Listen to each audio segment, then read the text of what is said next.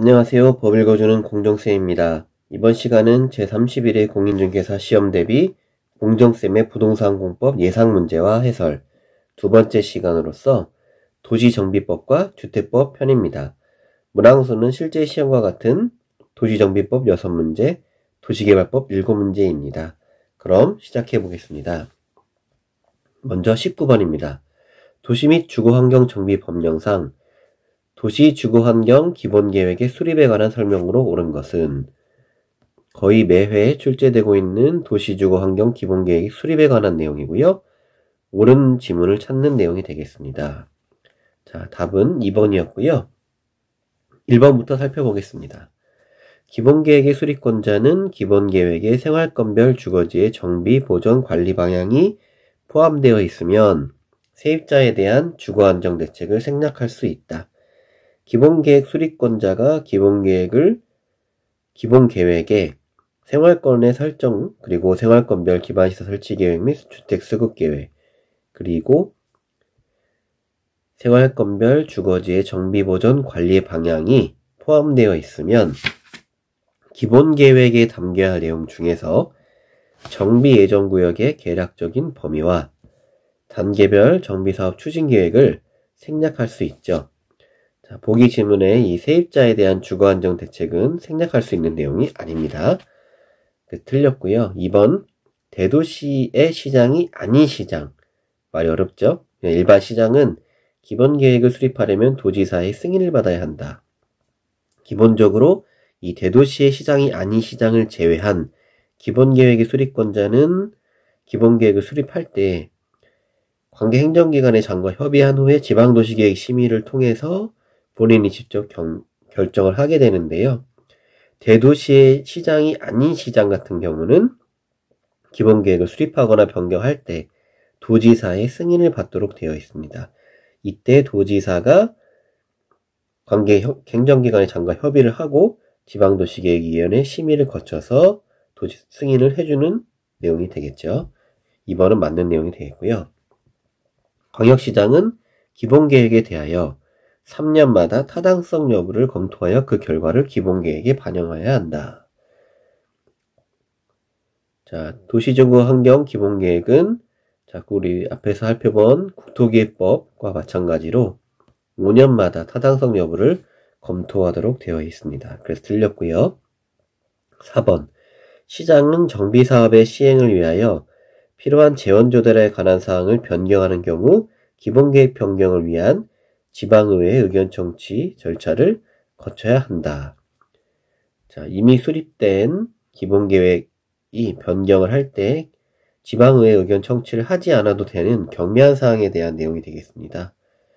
자, 얼핏 보면 이 재원조달에 관한 사항은 사업비가 비용에 대한 내용이니까 중요 사항으로 생각이 될 수도 있지만 이 정비사업 시행을 위한 이 도시주거환경 기본계획에서는 중요사항이 아닙니다. 그래서 이 재원조달에 관한 사항은 경미한 사항 변경이므로 지방의 의견 청취 절차를 거치지 아니할 수 있습니다. 그리고 5번 지문 같은 경우는 이 도시주거환경 기본계획 수립에 관한 문제가 출제되었을 때 거의 빠지지 않고 나오는 지문이죠. 또 기본계획 수립권자는 기본계획을 수립하는 경우 10살 이상 주민의견 청취를 하게 되어 있죠. 대부분 이 지문은 여태까지 틀리게 나온 적은 없었어요. 항상 10살 이상으로 옳은 질문으로 나왔었거든요. 한번 바꿔봤습니다. 그리고 자, 추가적으로 체크하고 가야 될 부분인데요. 자, 법 제4조 1항의 내용입니다. 도시주거환경 기본계획은 10년 단위로 수립을 하고요. 그리고 단서조항이 있습니다. 대도시가 아닌 시로서 도지사가 기본계획을 수립할 필요가 없다고 인정하는 시에 대해서는 기본계획을 수립하지 아니할 수 있다는 내용도 있네요. 다음은 20번입니다. 도시 및 주거환경 정비 법령상 정비 기반 시설에 해당하지 않는 것은 도시 및 주거환경 정비법 제2조 정의에 나오는 부분 중에서 정비 기반 시설에 해당하지 않는 것은 자, 5번 노유자 시설인데요. 자, 이 정비 기반 시설, 이 용어 자체에서, 자, 우리 국토기획법에서 나왔던 기반 시설의 의미를 안다면, 뭐 어떤 보기가 나와도 유추할 수 있을 것 같아요.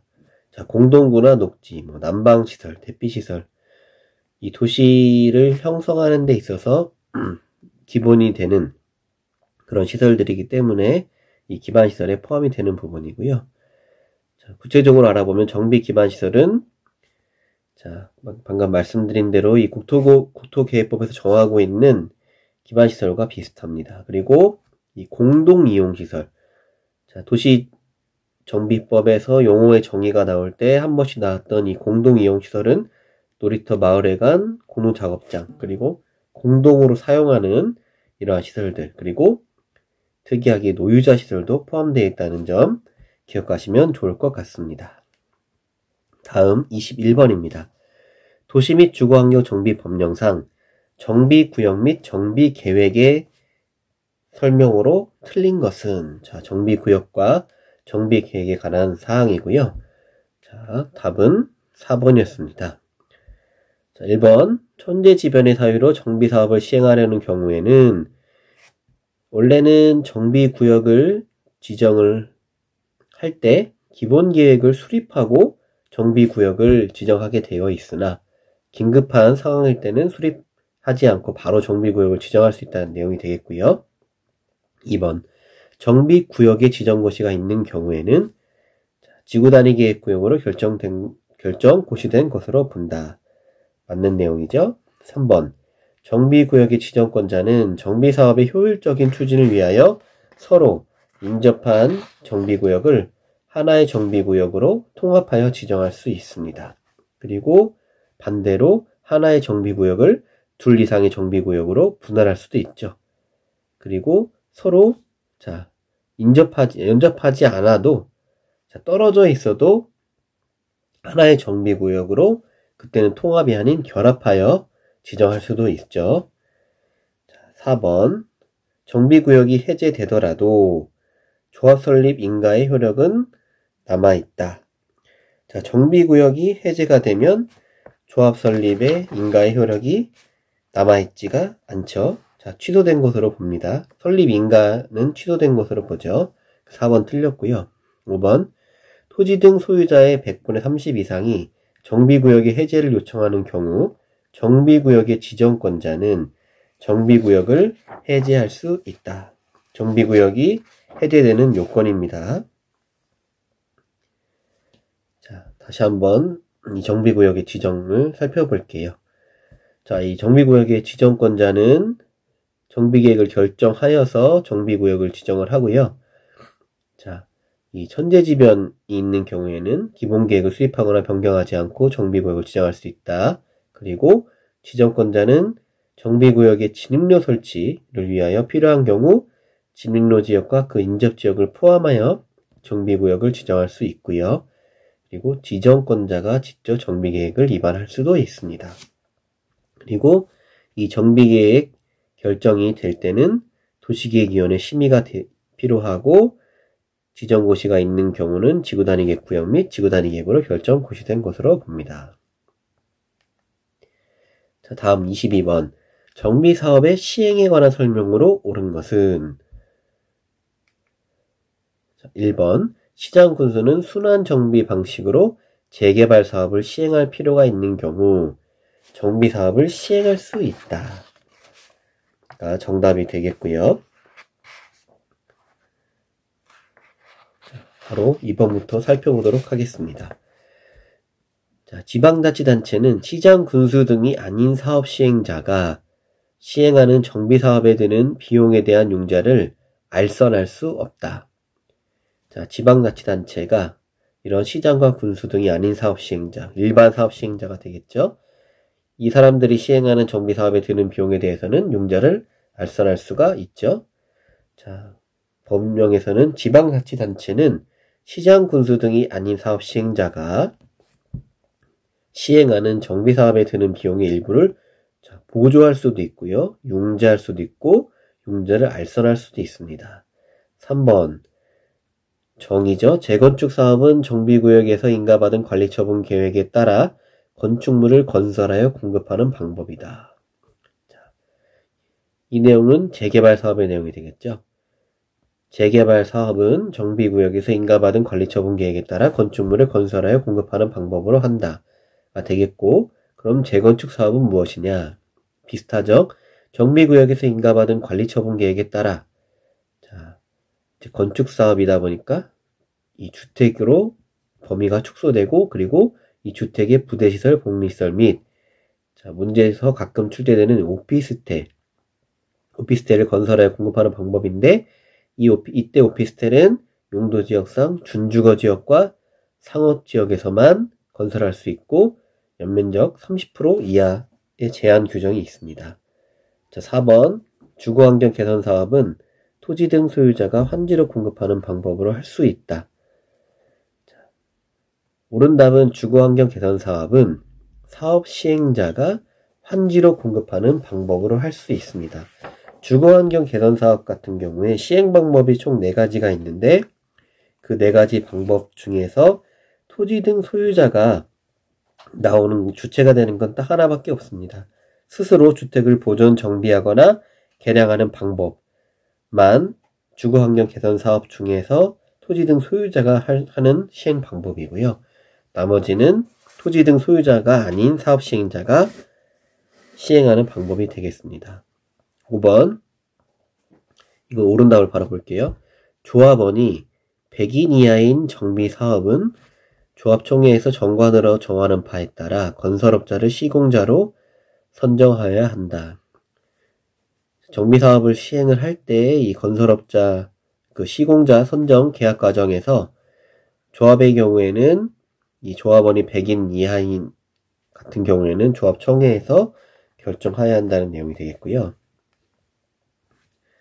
자, 우리 방금 조금 전에 말씀드린 이 주거환경 개선 사업의 시행 방법이 되겠습니다. 자, 어느 하나에 해당하거나 이를 혼용하는 방법으로 할 수 있다. 하나, 둘, 셋, 넷 가지 사항이고, 파란색으로 표시한 사업 시행자 부분, 그리고 토지 소유자는 하나만 나온다는 부분 확인하시면 좋을 것 같습니다.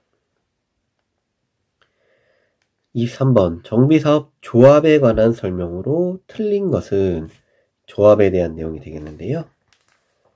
자, 답은 4번이 되겠습니다. 그럼 1번부터 살펴보도록 하죠. 1번 조합원의 자격에 관한 정관을 변경하려는 경우 총회를 개최하여 조합원 3분의 2 이상의 찬성으로 시장 군수의 인가를 받아야 한다. 정관을 만들 때도 시장 군수의 인가를 받아야 하고 변경할 때도 인가를 받는데 동의 조건이 붙는다. 조합은 3분의 2 이상이다. 그리고 2번 조합장은 선임인로부터 관리처분계획 인가를 받을 때까지는 해당 정비구역에 거주해야 한다.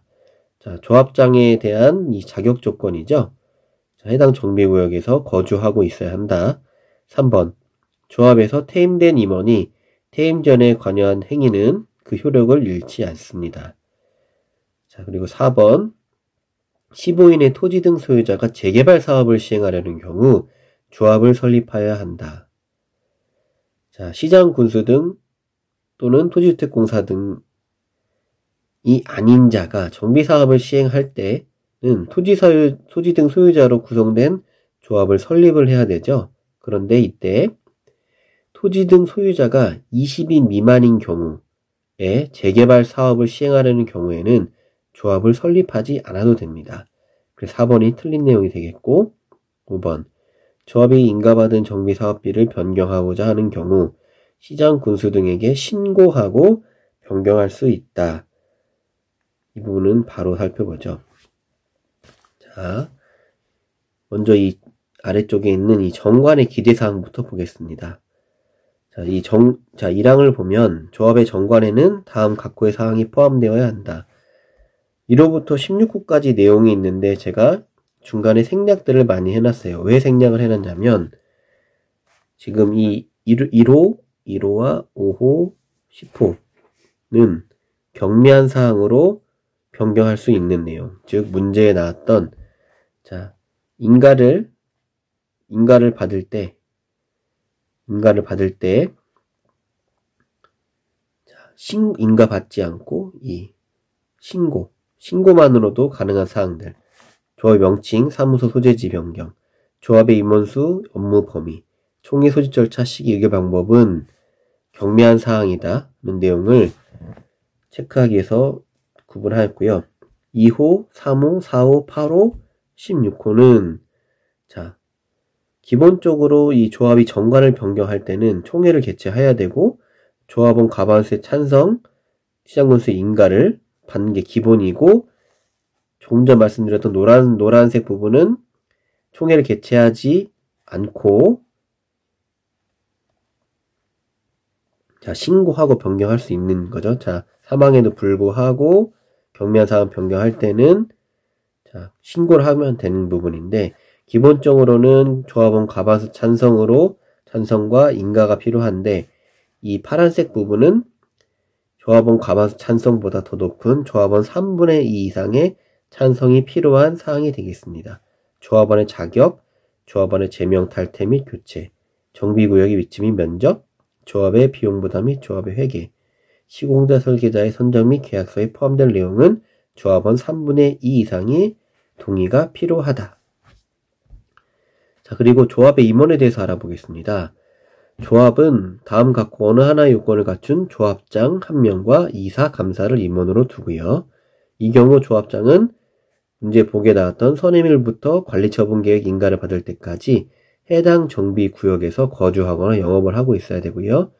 조합의 이사와 감사의 수는 정관으로 정하게 되어 있습니다.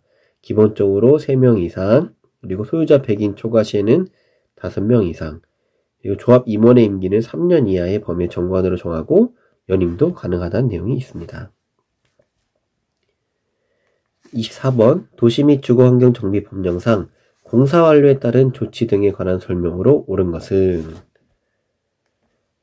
답은 3번이었는데요. 1번부터 살펴보겠습니다. 시장이 정비사업을 시행한 경우 도지사의 준공인가를 받아야 한다. 이 도시주거 환경 정비 법령상 공사가 끝났을 때 준공인가를 받는 사람들은 시장 군수 등이 아닌 사업 시행자가 준공인가를 받고, 준공인가를 받는 대상은 시장 군수예요. 그러니까 1번은 이 부분도 틀렸고 이 부분도 틀린 거예요. 2번 정비구역의 지정은 준공인가의 고시가 있은 날에 해제된 것으로 본다. 있은 날이 아닌 있는 다음 날이죠. 정비구역의 지정은 준공인가 고시 다음 날 해제된 것으로 봅니다. 3번 준공인가 고시 또는 관리처분계획에 따른 정비구역이 해제되는 경우 지방자치단체는 해당 지역을 지구단위계획 구역으로 관리해야 한다. 정비구역이 해제가 됐을 경우에는 그 지역을 지방자치는 지구단위계획 구역으로 계획적으로 관리하라는 뜻이 되겠고요. 4번 청산금을 지급받을 권리는 이전고실의 다음날부터 3년이 아닌 5년간 행사하지 않으면 소멸합니다. 5번 시장은 준공인가 전 사용허가를 하는 때에는 구역별로 사용허가를 할 수 없다가 아닌 준공인가 전 사용허가를 할 때는 되게 구분해서 할 수 있대요. 동별, 세대별, 구역별로 할 수 있다는 내용이 되겠고요. 이제 주택법으로 넘어갑니다. 25번 주택법령상 용어에 관한 설명으로 옳은 것은? 주택법에서는 용어에 대한 내용이 거의 매회 출제가 되고 있죠. 옳은 내용은 2번이었습니다. 장수면 주택이란 구조적으로 오랫동안 유지 관리될 수 있는 내구성을 갖추고 입주자 필요에 따라 내부 구조를 쉽게 변경할 수 있는 주택을 말합니다.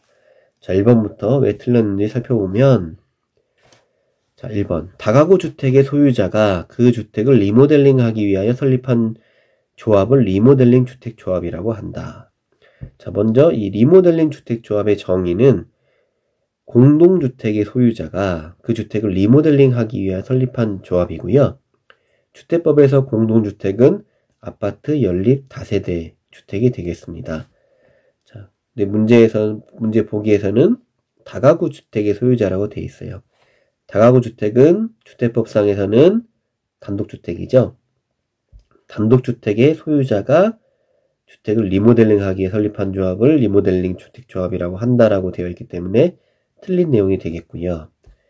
3번 리모델링 기본계획이란 대수선으로 인한 도시과밀, 이주수요, 집중 등을 체계적으로 관리하기 위하여 수립하는 계획이다. 리모델링 주택계획에 대한 정의가 있죠. 리모델링 기본계획에 대한 정의는 세대수 증가형 리모델링으로 인해서 도시과밀, 이주수요, 집중 등을 체계적으로 관리하기 위하여 수립하는 계획을 말한다. 이 주택법에서 리모델링의 범위가 이 세대수 증가형 리모델링도 있는 반면에 대수선도 포함이 되어 있거든요. 그래서 문제에서는 이 대수선으로 인해서 도시과밀, 이주수요, 집중 등을 체계적으로 관리하기 위해 수립하는 계획이 아니다. 세대수 증가형 리모델링으로 인해서 수립하는 계획이라는 것을 강조하고 있습니다. 4번 간선시설은 도로 상가수도, 전기시설, 가스시설, 통신시설, 지역난방시설 등을 말한다. 헷갈리는 부분이 있죠. 자, 문제 4번의 지문은 간설시설이 아닌 기간시설이 내용이 되겠습니다. 기간시설이고, 그러면 간선시설은 무엇이죠? 간선시설은 주택단지 안에 이 기간시설들을 주택단지 밖에 있는 같은 종류의 기간시설에 연결시키는 시설을 말하죠. 그런데 그 중에서 이 가스와 통신, 지역난방 같은 경우는 주택단지 안에 기간시설을 포함한다는 내용도 있죠.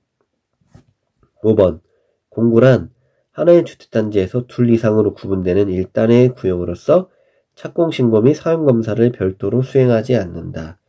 자, 별도로 수행할 수 있죠. 그리고 공구를 구분할 때에는 6m 이상의 너비로 공구 간 경계를 설정해야 되고 공구별로 300세대 이상을 수용할 수 있어야 합니다. 그리고 여기 나와 있진 않지만 가끔 출제되는 정의죠. 주택단지는 일단의 토지이긴 하지만 다음의 경우에는 다음의 시설로 분리된 경우도 별개의 주택단지로 본다. 라고 해서 철도, 고속도로, 자동차 전용도로나 폭 20m 이상의 일반도로, 그리고 폭 8m 이상인 도시계획 예정도로, 이런 것들이 있습니다.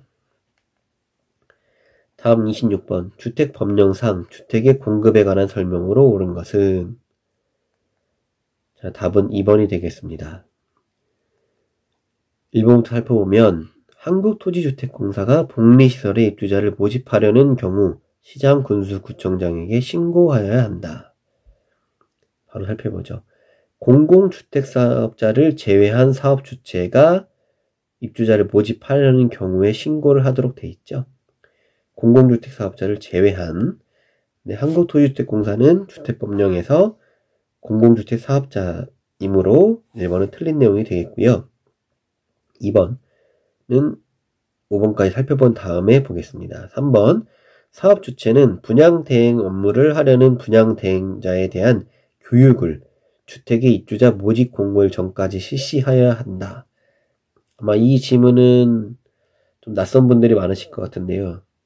주택 공급에 관한 규칙이라고 별도 규정이 나와 있는 내용을 한번 가져와 봤습니다. 가끔 주택법에서도 이렇게 생뚱맞은 질문이 나오기 때문에 가져와 봤고요. 자, 언제까지 교육을 실시해야 되냐면 입주자 모집 공고일 전이 아닌 1년 이내에 실시하도록 되어 있습니다. 4번 국토교통부 소속 공무원이었던 사람이 주택의 공급 업무를 수행하면서 알게 된 정보를 누설하는 경우에는 5년 이하의 징역 또는 5천만 원 이하의 벌금에 처하고요. 관광진흥법에 따라서 지정된 관광특구에서 건설 공급하는 층수가 55층인 아파트는 분양가 상한제의 적용 대상이다라고 했는데, 법령에서는 50층 이상이거나 높이가 150m 이상인 아파트는 적용 대상이 아니게 됩니다. 그리고 추가적으로 도시형 생활주택이나 경제자유구역 내 외자 유치 촉진 관련된 주택 같은 경우는 분양가 상한제를 적용받지 않게 되죠. 자, 이 법 제54조의 2 주택 공급 업무의 대행. 자, 이 주택 공급 업무를 대행할 수 있는 사람들은 자, 등록사업자, 문제에 나왔던 토목건축공사업 등록자, 그리고 정비사업 전문관리업자, 그리고 부동산 개발법에 따른 등록사업자들이 있고, 이 사람들이 대행하는 업무는 주택공급 신청자가 제출한 서류 확인 및 관리, 입주자 자격의 확인 및 부적격 당첨 여부 확인, 당첨자, 부적격 당첨자의 명단 관리, 주택의 공급계약 체결에 관한 업무를 대행할 수 있습니다. 자, 다음 27번 주택법령상 지역주택조합에 관한 설명으로 틀린 것은? 자, 답은 3번이죠. 자, 이 3번은 올해 신설된 내용이 되겠습니다. 바로 살펴보죠. 자, 법 제11조의 3 조합원 모집신고 및 공개 모집 살펴보기 전에 먼저 보기부터 보겠습니다. 1번 조합은 주택조합의 설립인가를 받은 날부터 3년이 되는 날까지 사업계획 승인을 받지 못하는 경우 총회 의결을 거쳐 해산 여부를 결정하여야 한다. 법 제14조의 2 1항의 내용이 되겠고요. 주택조합의 발기인은 조합원 모집 신고를 하는 날 주택조합에 가입한 것으로 본다. 지문으로 나오기 딱 좋은 문제죠. 자, 3번 조합의 설립인가를 받으려는 자는 해당 주택 건설 대지의 80% 이상에 해당하는 토지의 사용 권한과 함께, 이게 작년까지는 여기까지 나오면 딱 맞는 지문이었지만 추가된 내용이 있죠. 해당 주택 건설 대지의 15% 이상에 해당하는 토지의 소유권을 확보하도록 되어 있습니다. 아마 이 지역주택 조합 문제가 나오면 이 부분은 분명히 나올 것 같죠. 15%. 자, 4번 조합은 15억 원의 자산평가액을 보유한 개인에게 사업계획 승인 신청 업무를 대행하게 할 수 있다. 이 사업계획 부분도 대행을 하게 할 수 있는데, 이때 그 대행을 하려는 자들의 조건이 있죠. 이 주택 조건이 있는데, 그때 법인은 5억, 개인은 10억 이상 자본금을 보유하고 있어야 합니다. 5번 제명된 조합원은 부담한 비용의 환급을 청구할 수 있게 됩니다. 자, 그리고 이 법 제11조의 3 조합원 모집 신고 및 공개 모집. 이 주택법에서는 이 토지 사용권은 확보가 자주 나오고, 그에 따른 비율도 그때 달라서 좀 구분해서 외우고 계셔야 될 것 같고요. 조합원을 모집할 때는 처음에는 이 공개 모집의 방법으로 조합원을 모집하지만, 공개 모집 이후에 이 결혼을 충원하기 위해서는 선착순의 방법으로 조합원을 모집할 수 있습니다. 28번 주택법령상 주택건설 사업계획 승인에 관한 설명으로 옳은 것은? 매년 나오는 부분이죠. 이 사업계획 승인 부분입니다. 자, 답은 4번이 되겠고요. 1번부터 살펴보도록 하겠습니다. 1번 사업계획 승인권자는 사업 주체가 사업계획 승인일로부터 5년 이내에 공사를 착공하지 아니한 경우 그 사업계획 승인을 취소하여야 한다. 5년이 지날 때까지 공사를 착수하지 않았을 때는 승인을 무조건 취소하는 것이 아니고 승인 취소를 할 수 있다. 임의 규정이 되겠죠. 2번 사업주체가 사업계획 승인 신청서에 임대주택의 건설 공급에 관한 사항을 포함하는 경우 건폐율을 완화 적용할 수 있다. 가 아닌 임대주택을 포함하게 될 때는 용적률을 완화해 적용받을 수 있습니다. 헷갈리기 쉬운 문제가 되겠죠. 3번 사업계획 승인을 받은 주택 건설 대지에 매도 청구 대상이 포함되어 있으면 매도 청구에 관한 소송이 진행 중이더라도 사업 주체는 신고 후에 공사를 시작할 수 있다가 아닌, 자, 그 대지의 소유자가 매도에 대해서 합의를 해주거나 매도 청구에 관한 법원의 승소 판결을 받은 경우에만 공사를 시작할 수 있습니다. 자, 4번 맞는 지문이죠. 사업 주체가 용적률의 완화를 통해서 임대주택을 건설하는 경우에는 그 부속 토지는 인수자에게 기부 체납한 것으로 본다는 내용이 있죠. 그리고 5번 산업단지 내 일단의 토지로 공급받아 단독주택 40호의 건설 사업을 시행하려는 자는 사업계획 승인을 받아야 한다. 이 주택건설 사업을 할 경우에 사업계획 승인권자에게 사업계획 승인을 받아야 되는데 기준이 있죠. 단독은 30호 이상. 그렇지만 그 중에서 한옥이나 공공택지, 이 산업단지 사업 같은 공공택지 내 일단의 택지는 50호 이상이 되겠습니다. 한옥과 공공택지 내 일단 택지는 50호 이상, 일반 단독은 30호, 그리고 일반 공동주택도 30세대 이상입니다. 추가적으로 대지 조성 사업은 1만 제곱미터 이상을 할 때 사업계획 승인을 받도록 되어 있죠. 그리고 나와 있진 않지만 이 주택 단지를 공구별로 분할하는 세대수는 600호 기준입니다. 600호 이상, 600세대 이상일 때 공구별로 분할하여 시행할 수 있죠.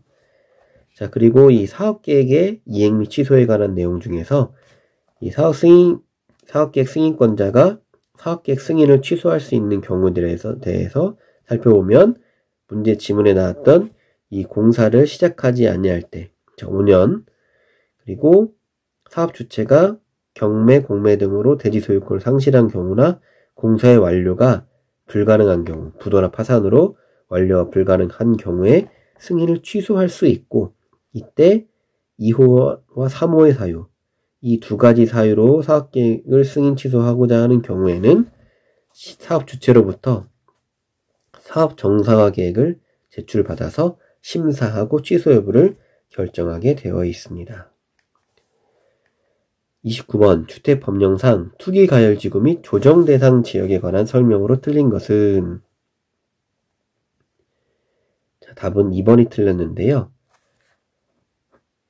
자, 1번부터 살펴보면 도지사가 투기과열지구를 지정하기 위하여는 주거정책심의위원회의 심의를 거치도록 되어 있습니다.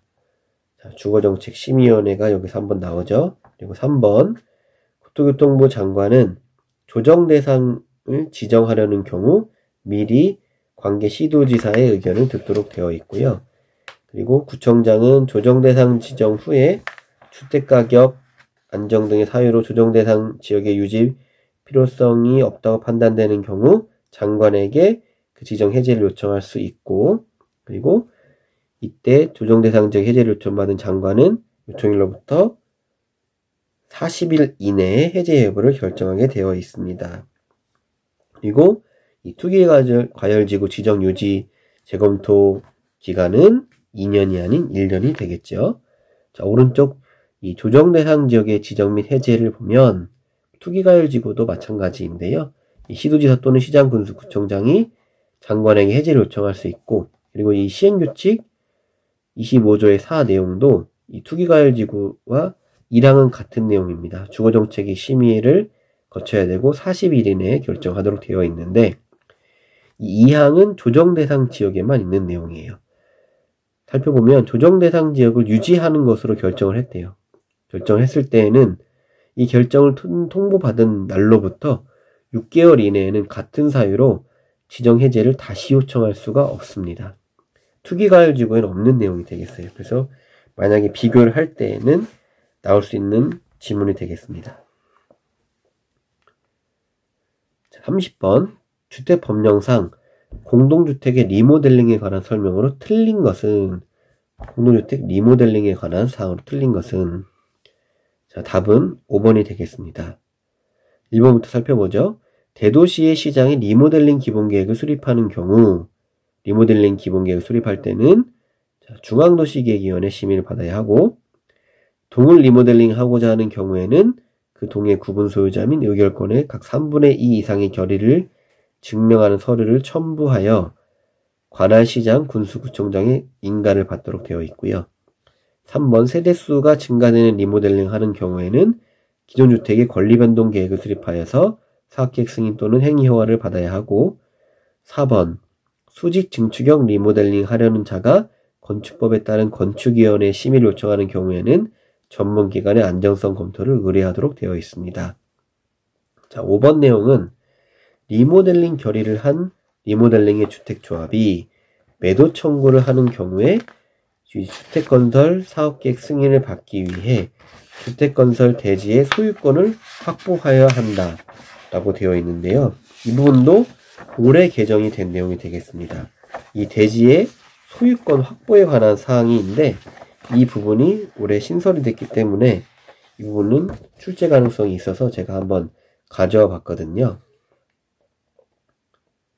자, 법 제21조 대지의 소유권 확보 등 주택건설 사업계획의 승인을 받으려는 자는 해당 주택건설 대지의 소유권을 확보하도록 되어 있습니다. 그래서 아마 여러분들이 모의고사 풀었을 때 이 부분에 대해서 이 부분은 지문이 많이 나왔을 텐데 이 4호가 올해 개정이 되면서 신설이 됐기 때문에 이 부분이 나올 수 있다는 점 참고하시면 좋을 것 같습니다. 예외가 되는 거예요. 자, 마지막 문제입니다. 주택법령상 주택의 전매 제한에 관한 설명으로 옳은 것은 전매 제한 내용입니다. 답은 3번이 되겠고요. 자, 1번부터 살펴보면 전매 행위 제한 기간은 해당 주택의 소유권 이전 등기를 한 날부터 기산하는 것이 아닌 주택의 입주자로 선정된 날부터 기산하도록 되어 있고 2번 투기과열지구와 조정대상 지역의 전매 제한 기간은 동일하지 않고 매우 복잡하게 다르게 되어 있죠. 3번 분양가 상한제 적용주택을 공급받은 자가 전매하는 경우에는 한국토지주택공사가 그 주택을 우선적으로 매입할 수 있습니다. 그리고 4번은 이 전매 제한 예외사항인데 이 세대원 전원이 회외로 체류하는 경우에는 2년 이상 체류하는 경우로서 사업주체의 동의를 받은 경우에는 전매 제한 주택을 전매할 수 있고요. 5번은 사업주체가 수도권 외의 지역이 아닌 공공택지 외의 택지에서 건설 공급하는 주택을 공급하려는 경우에 그 주택의 소유권을 제3자에게 이전할 수 없음을 소유권에 관한 등기에 부기등기한다는 내용이 담겨져 있습니다. 자, 이렇게 31문제를 풀어봤습니다. 제가 어떻게 건축법을 제외하고 또 농지법을 제외하니까 31회 시험이라서 그런지 31문제가 나왔네요. 제가 이 옳은 지문을 계속 읽어드린 이유는 옳은 지문은 본인이 알고 있다고 생각할 수 있지만 시험장에 가서 잊어볼 수 있거든요. 반드시 틀린 지문이 왜 틀렸는지 확인하는 것도 중요하지만 옳은 지문들은 내가 봤던 지문이라도 또 새롭게 나올 수 있는 부분이 있기 때문에 반드시 옳은 지문도 암기를 하시는 게 좋고요. 그리고 이전 시간에 말씀드렸듯이 문제가 길다고 해서 절대 겁먹으실 필요가 없고 문제에서 불필요한 부분들을 지우고 시작을 하세요. 문제의 내용은 결국 한두 줄이면 끝나는 내용들이 많거든요. 그래서 불필요한 부분을 지우고 핵심 단어를 체크한 다음에 옳은 지문을 찾는 것인지 틀린 지문을 찾는 것인지 무조건 체크 반드시 동그라미 쳐서 확인하시고 문제를 푸시기 바랍니다. 자, 이렇게 30일에 공법 예상문제 해설 시청해주셔서 감사드리고요. 구독과 좋아요는 영상 제작에 큰 힘이 됩니다. 이번 자료는 구독자님께 제공해드리는 점 다시 한번 말씀드리겠습니다. 그러면 다음 시간에 또 뵙겠습니다.